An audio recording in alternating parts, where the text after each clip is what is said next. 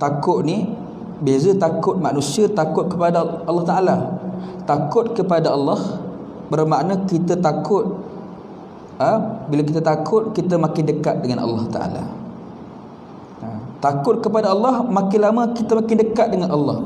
Takut kepada manusia, takut kepada makhluk, kita makin jauh dengan Allah, dengan makhluk tersebut. Bila kita kena kejar anjing kan, kita lari dah, betul tak? Takut kena gigit sebagainya, kena kejar apa semua, kita akan lari lah. Tapi beza takut kepada Allah, makin kita diuji, makin kita dekat dengan Allah Ta'ala. Makin kita sakit, kita cari Allah Ta'ala, bukan cari manusia. Saat kita mati, kita bukan cari orang lain, kita cari Allah Ta'ala. Jadi tuan sekalian, jadi nak kata takut ni, takut kepada Allah, bila diuji makin dekat dengan Allah Ta'ala. Ujian ni dia bukan bermakna waktu kita susah, waktu kita sakit. Kadang-kadang waktu kita bahagia, waktu kita senang, itu juga adalah ujian daripada Allah Ta'ala.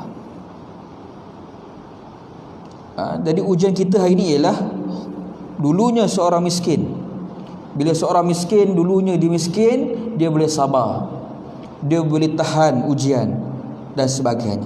Tapi Allah uji dia dengan kebahagiaan, Allah berikan dia kekayaan, Allah berikan dia kesenangan. Boleh tak dia sabar? Boleh tak dia tahan dengan ujian apa yang dia buat dulu zaman dia miskin dulu? Rata-rata tak semualah. Bila diuji dengan kekayaan, dia tak sabar, dia tak tahan dengan ujian, maka dia lalai daripada Allah Ta'ala. Ada yang dulunya dia miskin sebagainya, dia tahan, sabar, kuat, iman sebagainya. Waktu dia bahagia, waktu dia kaya juga, dia sabar, tahan sebagainya. Bila ada harta, dia sedekahkan dan sebagainya. Ini ada juga orang macam ni. Maknanya dia beringat, waktu susah dulu dia susah betul, waktu dia senang dia ingat pada Allah Ta'ala. Jadi nak katanya ujian ni dia bukan hanya pada kesusahan, tapi ujian juga kepada kebahagiaan. Jadi hati-hati sekalian.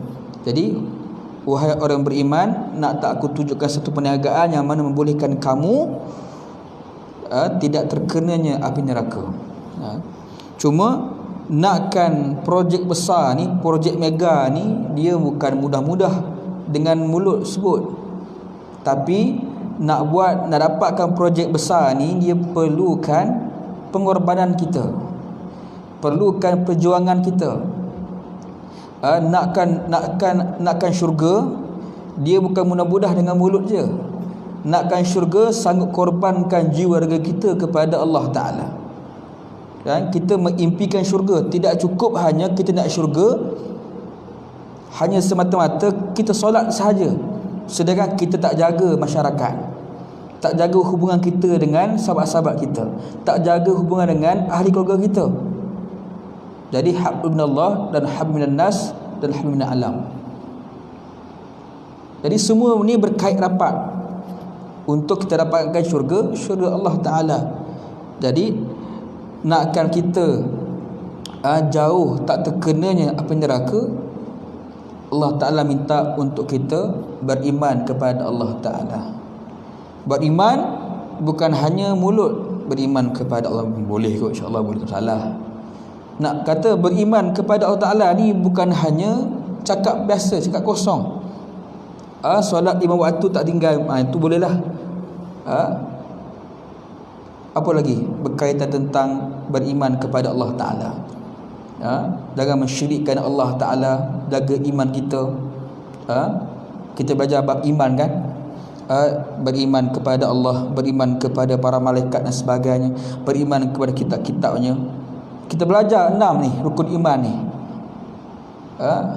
Bila dululah tuan-tuan sekalian, dulu kita baca Quran, ada perkataan hudud dalam Quran. Kita baca Quran, kita terima, kita baca dengan tenang, dengan beriman, kita beriman dengan Quran. Tapi dengan perkataan hudud kita tak boleh dengar. Ni masalah ni. ada PL macam ni dulu. Orang-orang terdahulu lah, Allah alam lah. Semasa kecil dulu ada benda ni, perkataan dengar orang tua-tua dulu, yang kurang ilmu. Dia bercakap okey, tapi bila kita hudud ni tak diterima. Kalau kita belajar dalam kitab Misbahul Munir disebut, kalau kita tak beriman walaupun satu ayat, satu huruf sekalipun, kita dah terkeluar daripada agama Allah Ta'ala. Jadi huruf-huruf ni ada dalam Quran. Walaupun tinggal satu huruf sekalipun, kita tak beriman dengan satu huruf pun, maka kita keluar daripada Islam. Nampak simple satu huruf, tapi berkaitan dengan beriman kepada kitab pun kita tak lepas. Terus sekalian. Jadi nak katanya kita kena jaga, beriman kepada Allah Ta'ala, apa yang Allah perintahkan. Allah perintahkan manusia untuk mentadbir dunia dengan adil. Khalifah wakil Allah Ta'ala untuk mentadbir dunia, melaksanakan undang-undang yang telah ditetapkan oleh Allah, bukannya undang-undang yang ditetapkan oleh manusia. Ada benda yang boleh kita reka, kita buat. Dan jangan kita tinggal undang-undang yang Allah telah tetapkan. Hari ini mungkin dah tak relevan sebat di dalam penjara. Contoh, hukuman sebat di penjara, sebab orang tak nampak. Tapi bila mana Islam telah menunjukkan bagaimana cara sebat di khalayak ramai, kemudian cara Islam dengan cara barat lain. Cara barat dia direkakan oleh manusia sendiri, melukakan, menyakitkan dan sebagainya, tapi buat dalam penjara. Beza Islam, dia tidak menyakitkan, maknanya dia tidak melukakan badan dan sebagainya. Malah dia punya rotan tu tak silap tak adalah terlalu tebal sangat dan tidak terlalu tipis sangat. Tapi syaratnya buat dia khalayak ramai. Seorang kena, insya-Allah yang tengok tu dia takkan buat jahat dah. Ini nak katanya undang-undang Islam, dia mentarbiahkan, dia mendidik, dia bukan menghukum. Ada juga yang sebat dalam penjara, keluar dia buat balik benda yang tidak baik tersebut, kerana dia bukan menyentuh jiwa. Hukuman tu bukan menyentuh jiwa, tapi hanya menyakitkan luaran sahaja, tapi tak membentuk diri untuk berubah. Tapi bila mana kita buat penuh Islam sebab di khayat ramai, dia akan mengakibatkan malu, segan dan sebagainya, menyebabkan dia tidak akan buat lagi selepas ini, tuan-tuan sekalian. Dia akan teringat sampai bila-bila yang dia pernah kena sebat di khalayak ramai dan memalukan seluruh ahli keluarga dia, tuan-tuan sekalian. Seorang kena, insya-Allah semua tak akan buat dah. Aman damai, contoh di taman kita ni. Pertama, beriman kepada Allah Ta'ala. Apa yang Allah perintahkan kita buat, apa yang Allah nak kita tinggalkan, kita tinggalkan. Tinggalkan zina, tinggalkan perkara yang mensyirikkan Allah Ta'ala. Dosa besar syirik. Kemudian yang kedua ialah wa rasulihi, tu'minuna billahi wa rasulihi, beriman dengan rasul-rasulnya. Kita fokuskan sekali ialah beriman dengan baginda Rasulullah sallallahu alaihi wasallam. Kalau saya baca dulu, saya dengar kuliah Ustaz Farid Rabi, Dr. Farid Rabi. Dr. Ustaz Farid Rabi.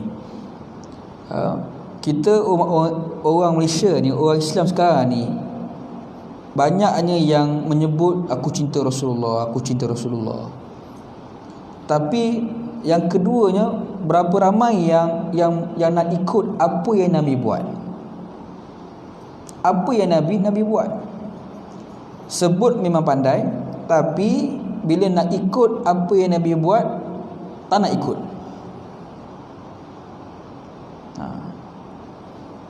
Jadi bagaimana kita nak timbulkan perasaan cinta kepada kepada Nabi, sedangkan kita tak buat apa yang Nabi buat. Di antara yang ditinggalkan oleh Nabi yang besar ialah kita buat dakwah Islam, mengajak orang kepada Islam. Tak kisahlah dia orang Islam ataupun tidak, dua-dua benda ni kena buat. Dakwah orang Islam, dakwah orang bukan Islam kepada agama Islam. Nak dakwah ni dia kena ada ilmu lah, bukan cakap sembrono, tapi nak katanya ajak kepada Islam, menceritakan tentang keindahan Islam. Kemudian perjuangan yang ditinggalkan oleh Nabi ialah perjuangan untuk menegakkan Islam dekat dunia ni. Kalau Islam, kalau kita ada pemimpin Islam, kita semua kena tegakkan Islam dalam sebuah negara. Kerana Nabi juga seorang pemimpin dan dia mendaulatkan Islam dalam sebuah negara, contohnya di Madinah dan juga Mekah. Nak katanya Nabi juga seorang pemimpin, seorang Perdana Menteri sebagainya, yang memikirkan soal umat, soal rakyat, kepentingan rakyat dan sebagainya sekalian. Nak katanya Nabi ni contoh ikutan yang terbaik, bukan hanya fokus kepada bab ibadah, tapi juga bab politik dan juga dakwah.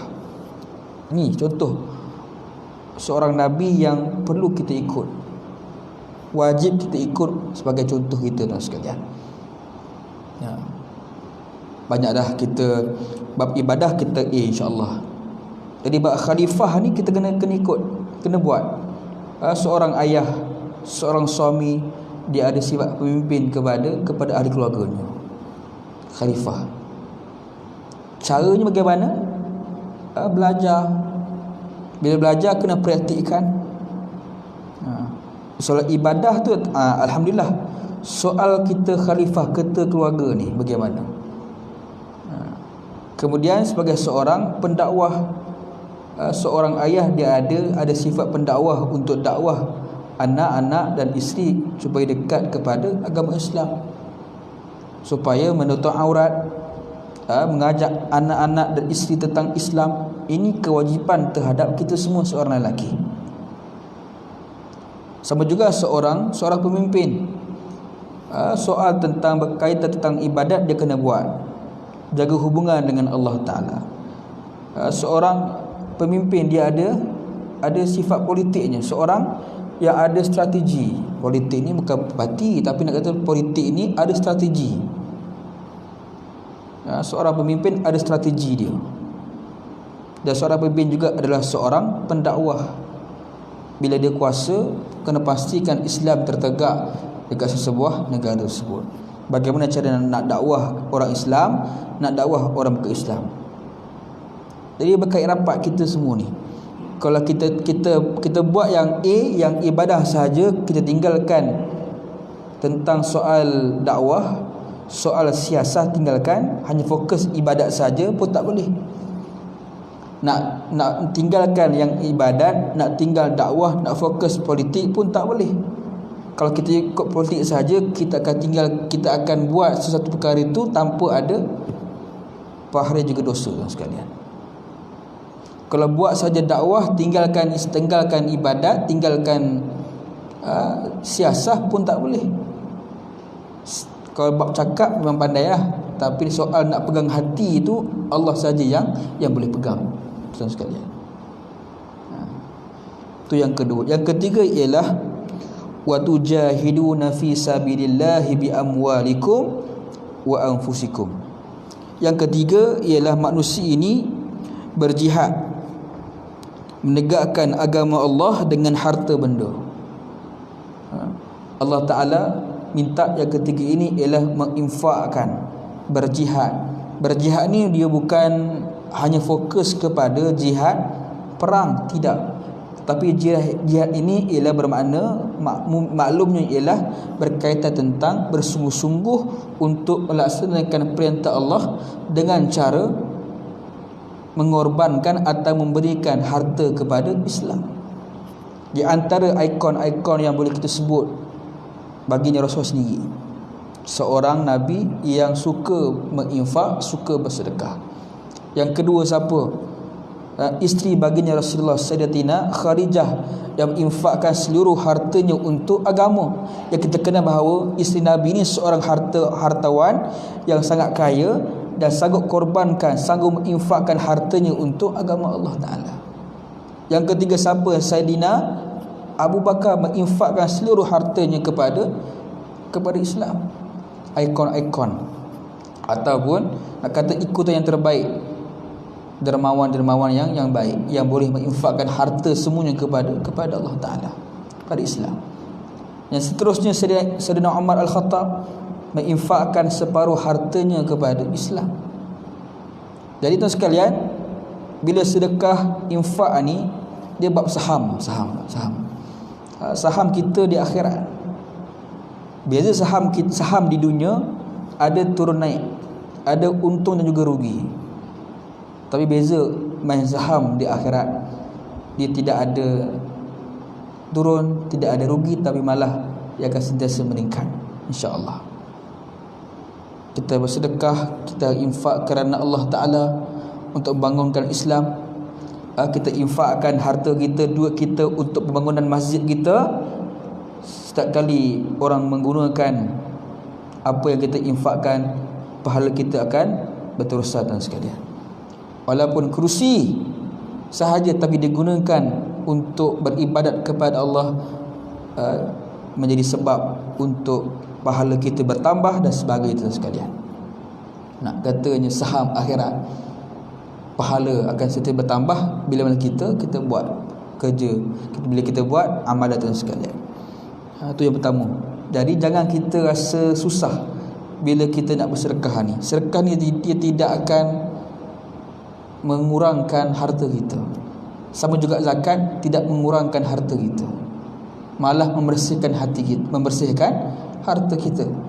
Zakat tersebut bukan untuk kegunaan sembrono, tidak. Zakat itu digunakan untuk yang kita belajar yang asnaf itulah, untuk orang-orang yang susah. Jadi kalau kita orang yang jujur, kita bayar zakat. Kalau kita ikut sistem Islam zaman-zaman para sahabat, khalifah-khalifah ni, orang bayar zakat, nak katanya Baitul Mal ni penuh, menyebabkan tidak ada yang miskin dan sekalian. Tidak ada yang miskin. Semuanya kaya raya. Satu kisah bila mana Sayyidina Umar bertemu dengan pembantunya bahawa, wahai Sayyidina Umar, harta zakat di Baitul Mal banyak lagi, kau berikan kepada mereka yang memerlukan. Tak ada orang miskin. Semua yang miskin dah dapat dah cukup dah. Bagi juga kepada orang kaya, orang miskin bagi.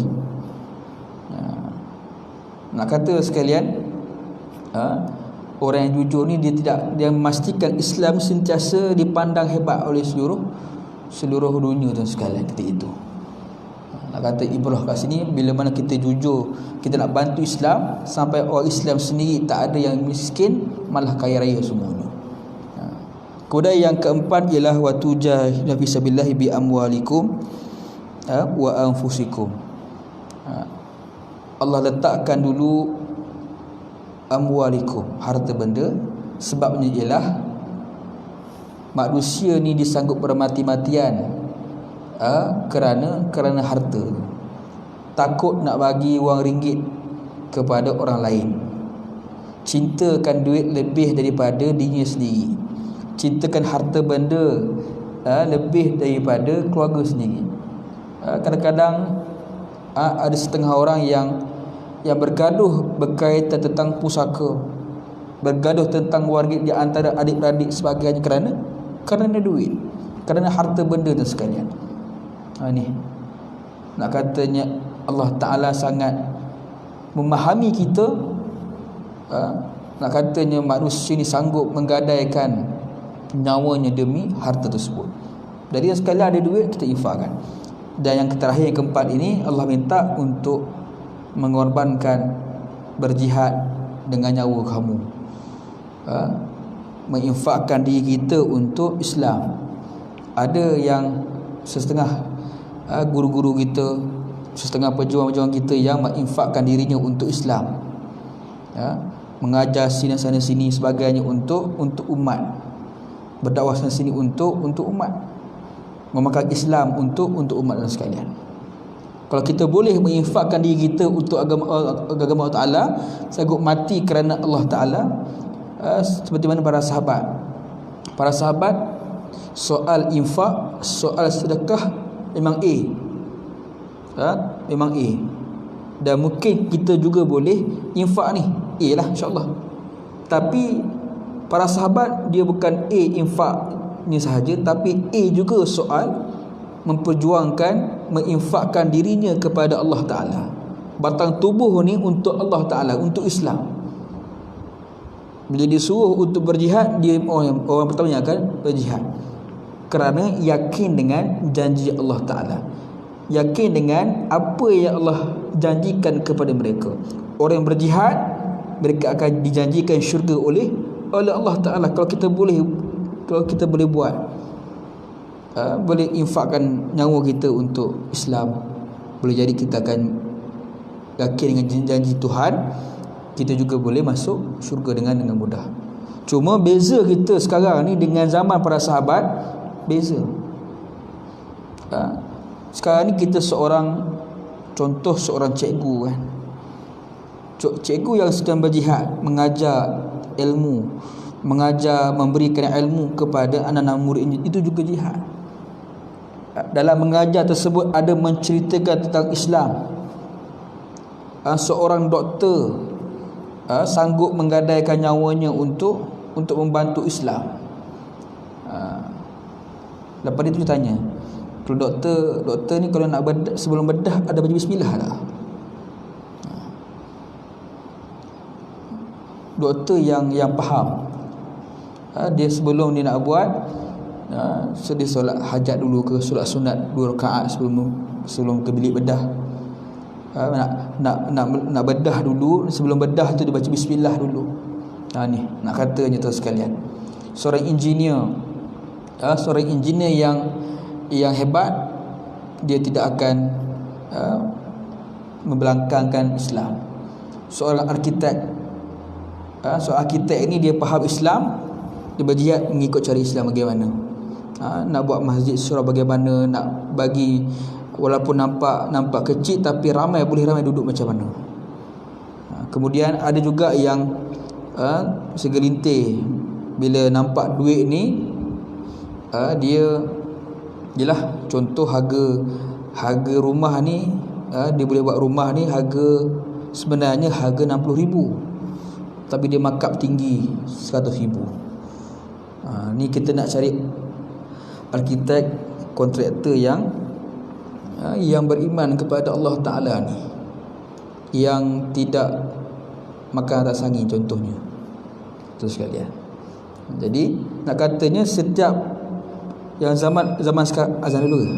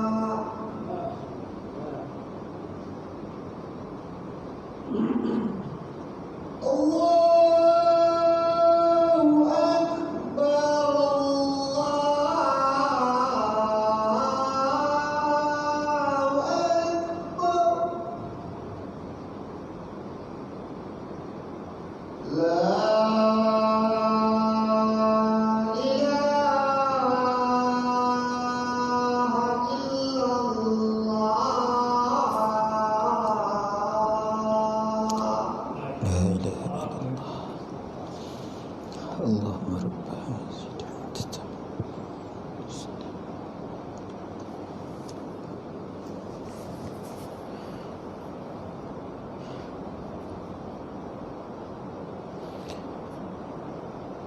Baik, jadi tuan sekalian, menginfakkan diri kita untuk agama Allah Subhanahu Wa Taala tuan sekalian.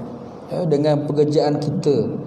Kalau seorang guru bagaimana dia nak mati syahid, dengan cara dia menyampaikan ilmu dengan ikhlas.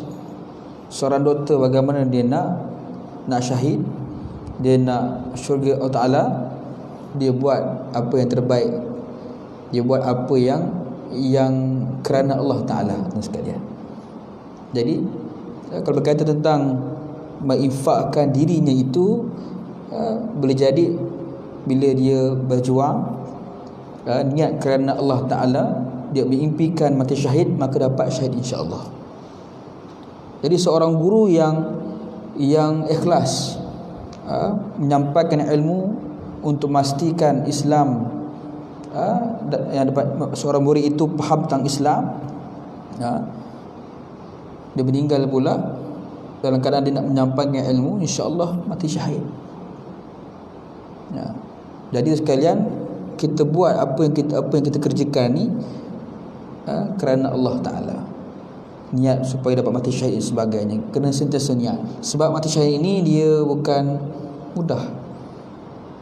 Dia kena ada pengorbanan diri kita sendiri sekalian. Jadi kena berdoa kepada Allah Ta'ala supaya mati syahid. Kita kena doa sebetul sekalian. Jadi empat syarat yang diminta oleh Allah Ta'ala untuk kita bebas daripada api neraka. Beriman kepada Allah, beriman dengan Rasulnya, berjihad dengan harta kamu, berjihad dengan nyawa kamu. 4 syarat ni. Kemudian dzalikum khairul lakum in kuntum ta'lamun, yang demikian itulah yang lebih baik bagi kamu jika kamu hendak mengetahui hakikat yang sebenar. Kalau Allah Ta'ala tunjukkan di hadapan kamu di syurga, kita semua sanggup untuk melakukan apa yang diperintahkan oleh Allah Ta'ala. Kalau dibentangkan kita neraka di hadapan kita sanggup meninggalkan apa yang kita nak, apa yang dilarang oleh Allah, tinggalkan.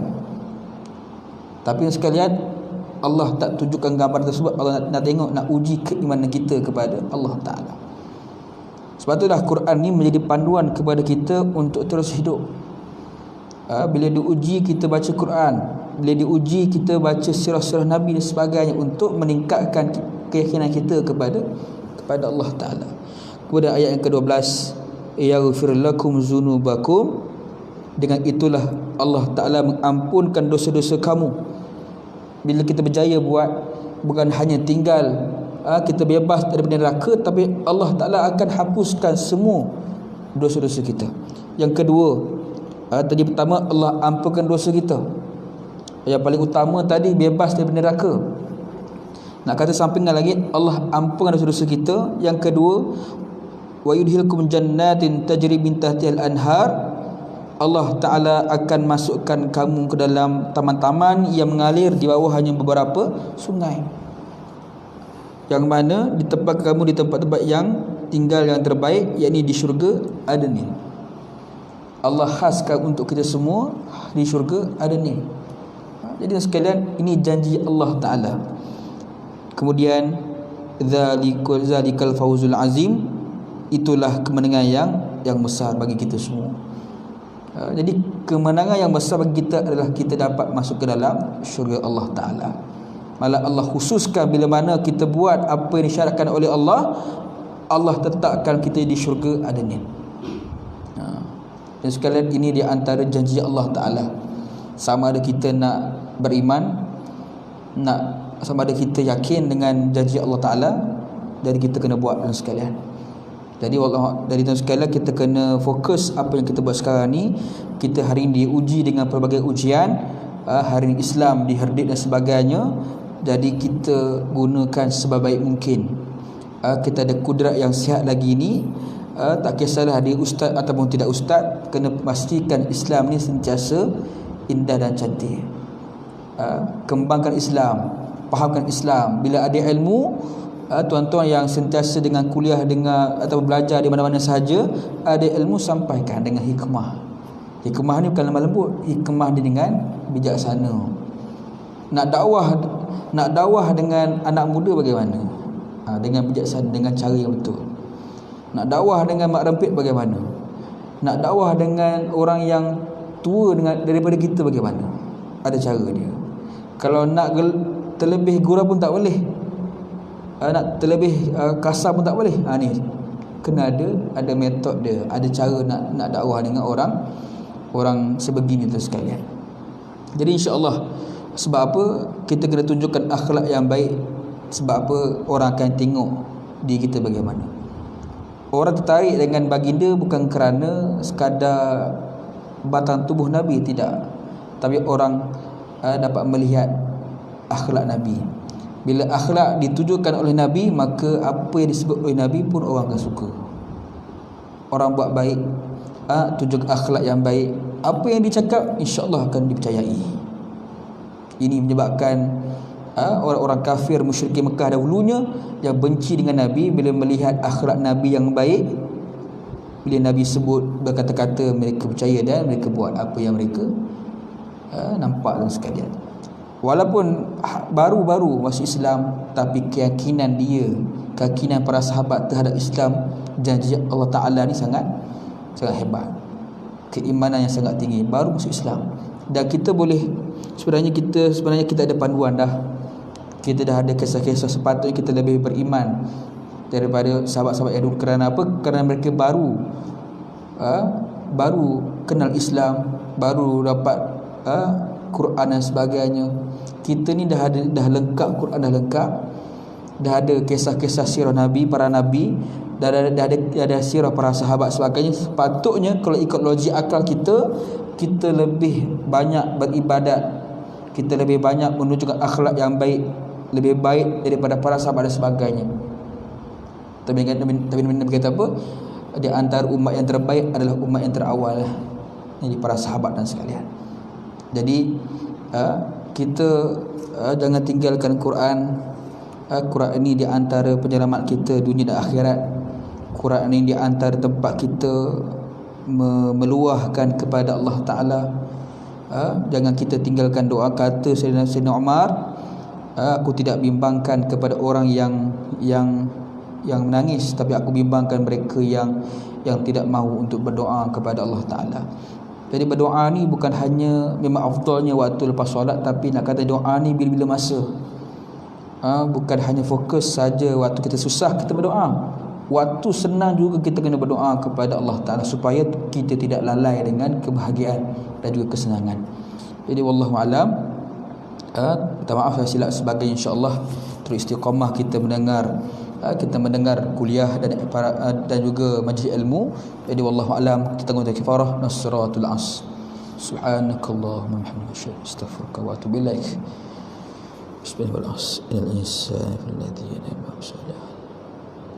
Assalamualaikum warahmatullahi wabarakatuh.